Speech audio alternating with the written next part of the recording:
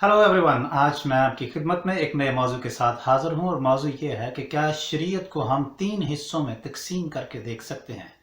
यानी मॉरल अखलाकी शरीयत और सिविल या लीगल शरीयत जो है वो कानूनी शरीयत, या फिर सेरेमोनियल या रसूमाती शरीयत जो है। ये तमाम जो कवानीन है ये मुख्तलिफ तरह से, या तो ये सेरेमोनियल लॉ के साथ उनका ताल्लुक़ है, या सिविल या लीगल कानूनों के साथ उनका ताल्लुक़ है, या फिर अखलाकी कवानीन के साथ उनका ताल्लुक़ है। क्या हम 3 हिस्सों में शरीयत को तकसीम करके देख सकते हैं?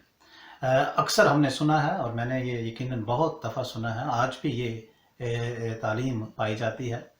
और अगर हम इसको देखें बुनियादी तौर पर, तो इसकी जो जड़ें हैं ये काफ़ी दूर तक जाती हैं तारीख़ में।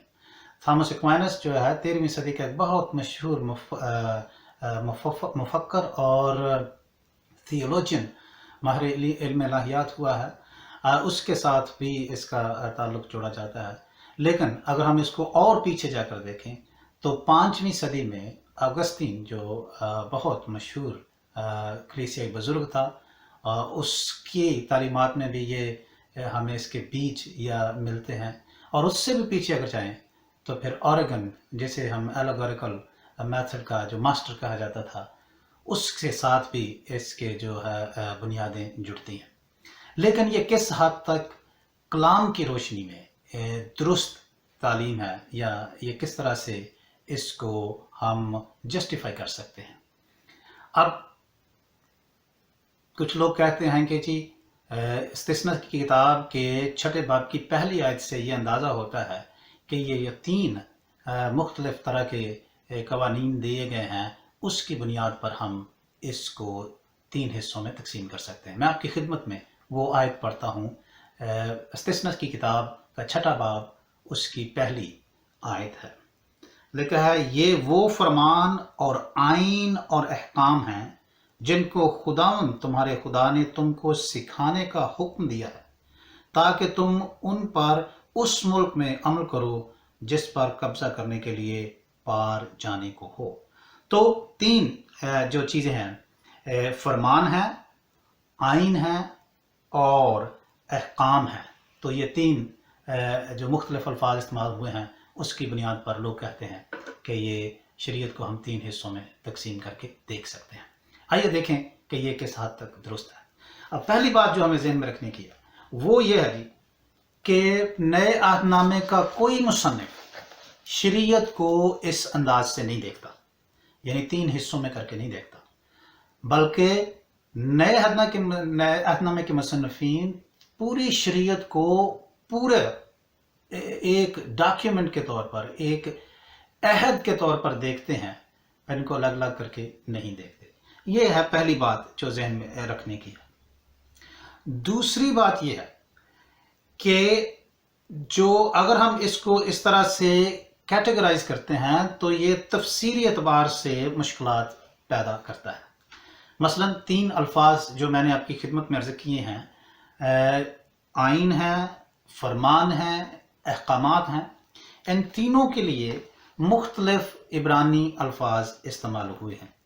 मसलन जो फरमान है उनके लिए मित्वा लफ्ज़ इस्तेमाल हुआ है, और जो स्टैचूज हैं उसके लिए हॉक लफ्ज़ है, और फिर ऑर्डिनेंसेस जो हैं उनके लिए मिशपथीम लफ्ज़ इस्तेमाल हुआ है। तो ये जो तराजुम किए गए हैं, इनसे ये अंदाज़ा नहीं होता कि ये 3 अलग अलग कैटेगरीज हैं, बल्कि मुख्तलिफ अगर हम तराजुम को पढ़ते हैं तो इनका तर्जुमा मुख्तलिफ अंदाज में करते हैं। मसलन ESV में देखें तो फ़र्क है, CSB के तर्जुमे में देखें तो वहाँ पर फ़र्क अंदाज से इसको बयान किया गया है। तो ये जो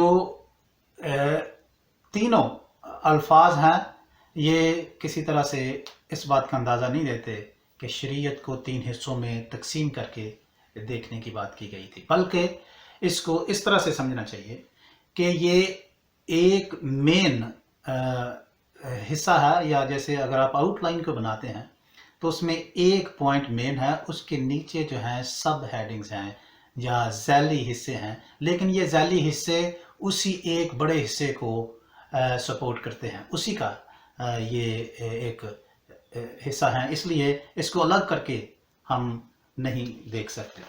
اور تیسرا مسئلہ جو یہ ہے کہ اگر ہم سیریمونیل لا یا رسوماتی شریعت ہے اس کو اگر ہم مورل لا سے الگ کر کے دیکھنے کی کوشش کریں تو یہ ایک اور مسئلہ پیدا کرتا ہے۔ مثال کے طور پر سبت جو ہے وہ 10 احکامات میں اس کا ذکر ہے، تو یوں اس لحاظ سے سبت جو ہے وہ مورل لا میں شامل ہوتا ہے، لیکن اگر ہم اس کو کلام مقدس میں پڑھتے ہیں تو لکھا ہے کہ جو سبت کی پاسداری نہیں کرتا، جو اس کو نہیں مناتا، اس کے لیے اس کی جان لینے کا حکم ہے۔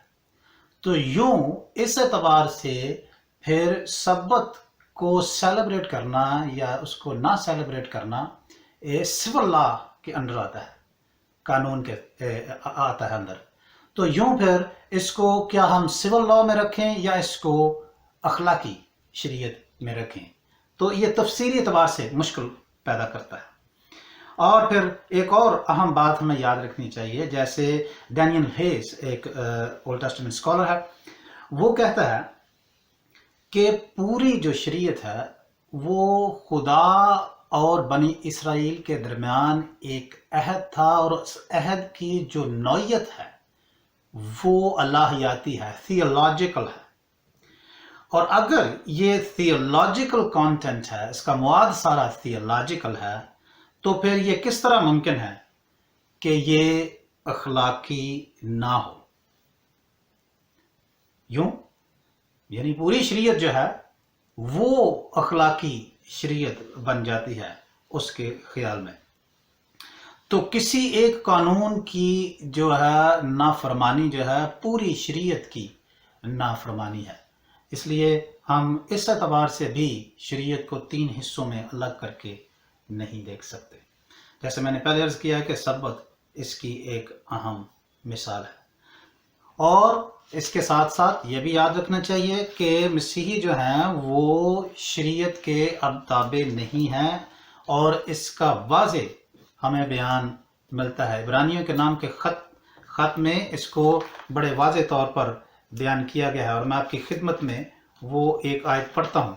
عبرانیوں کے نام کا خط ہے اور اس کا 8واں باب اور اس کی 13ویں آیت ہے، لکھا ہے جب اس نے نیا عہد کہا تو پہلے کو پرانا ٹھہرایا، اور جو چیزیں پرانی اور مدت کی ہو جاتی ہے وہ مٹنے کے قریب ہوتی ہے۔ اب جو پرانی ہے شریعت وہ پرانی ہو گئی ہے، اور کیونکہ وہ پرانی ہے نئے عہد نامے کا مصنف کہتا ہے کہ پھر وہ مٹنے کو ہے۔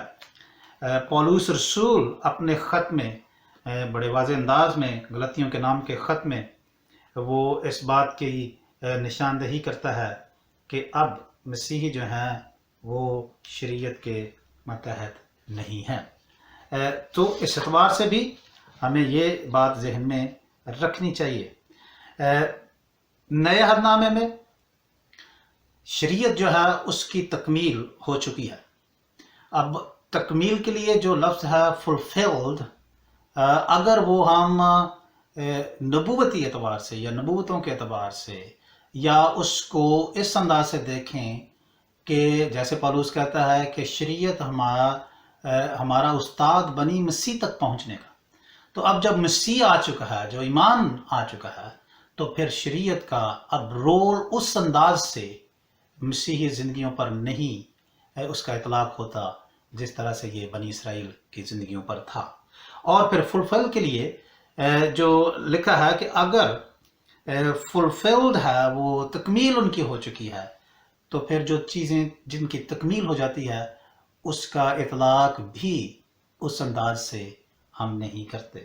ویسے بھی فلفلڈ کا جو مطلب نظر آتا ہے وہ ہے کہ کسی چیز کے بہتر اور صحیح معنی کو سامنے لانا، یہ متی کی انجیل کے جو 5واں باب ہے، 6واں باب ہے، اس میں جب ہم دیکھتے ہیں تو اس کانٹیکسٹ میں ہم دیکھتے ہیں کہ یسوع مسیح بار بار کہتے ہیں کہ تم سے کہا گیا تھا لیکن میں تمہیں یہ کہتا ہوں. تو اس سے اندازہ ہوتا ہے کہ فلفلڈ یا تکمیل کا مطلب ہے کہ شریعت کے صحیح معنی واضح کرنا اور ان کے جو پرنسپلز ہیں اس کے پیچھے ان کو ہائی لائٹ کرنا، ان کو سامنے لانا.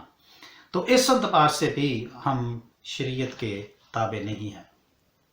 مثال کے طور پر اگر کوئی شریعت مکمل ہو گئی ہے یسوع مسیح تک، تو پھر اس شریعت کا رول وہ نہیں رہتا جب تک جیسے یسوع مسیح کے آنے سے پہلے تھا. لیکن جب وہ جو پیشین گوئی ہے پوری ہو چکی ہے تو پھر اس کا اطلاق فرق انداز سے ہوتا ہے. یسوع مسیح نے نئے عہد نامے میں مختلف احکامات کو جو شریعت کے تعلق سے ہیں کچھ کو اس نے بالکل نظر انداز کیا. وہ یسوع مسیح نے کہیں یہ حکم نہیں دیا مسیحیوں کو یا اپنے جو اس کے شاگرد تھے کہ ان کو بالکل اس طرح سے شریعت کی تکمیل کرنی ہے یا اس کی پاسداری کرنی ہے جس طرح سے بنی اسرائیل کرتی رہی تھی. اب یسوع مسیح نے کئی حکموں کو ویسے ان کا ذکر کیا ہے نئے عہد نامے میں، اور پھر کئی جو احکامات ہیں ان کو کسی حد تک موڈیفائی کیا ہے، اور کئی احکامات ہیں جو ان کو بالکل نظر انداز کرتے ہوئے ان کی تکمیل کر دی ہے، اور ان کے اطلاق جو ہے وہ مسیحی زندگیوں پر اس طرح سے نہیں ہوتا. اس لیے ہمیں یہ سمجھنا چاہیے کہ شریعت جو ہے ایک مکمل ڈاکیومنٹ ہے. یہ اس کو 3 حصوں میں تقسیم کر کے ہم نہیں دیکھ سکتے.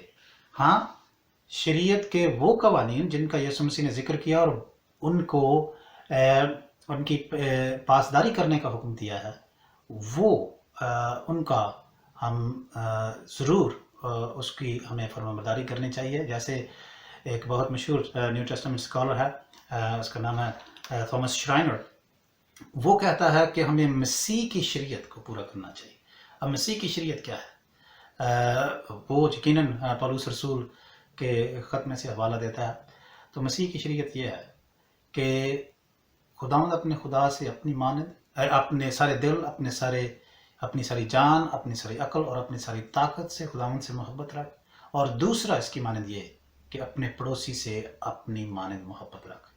اب یہ جو حکم ہے یہ پوری شریعت کا خلاصہ ہے. شریعت کو میں یہ نہیں کہہ رہا کہ یہ کوئی بری چیز ہے، خدا کا کلام ہے، یہ الہام ہے، لیکن اس کا جو رول ہے وہ اب فرق ہے. اور اس میں موجود جو کہانیاں یا جو واقعات ہیں یا جو احکامات ہیں ان کو جس کو ایک خاص پرنسپل کہتے ہیں، جس کو کہتے ہیں پرنسپلزم، یعنی ان حوالہ جات کو یا کہانیوں کو یا احکامات کے پیچھے جو اصولات ہیں ان کو دیکھنے کی کوشش کریں کہ وہ اصولات نکال کر پھر ہم ان کا اطلاق کر سکتے ہیں. لیکن بالکل اسی طرح سے جب بے شک وہ رسمی شریعت ہے یا وہ سول لا ہے یا وہ اخلاقی لا جسے کہتے ہیں ہم، تینوں اعتبار سے یہ ایک طرح سے مکمل ہو چکا ہے. یسوع مسیح نے اپنی زندگی میں یہ مکمل کر دیا ہے.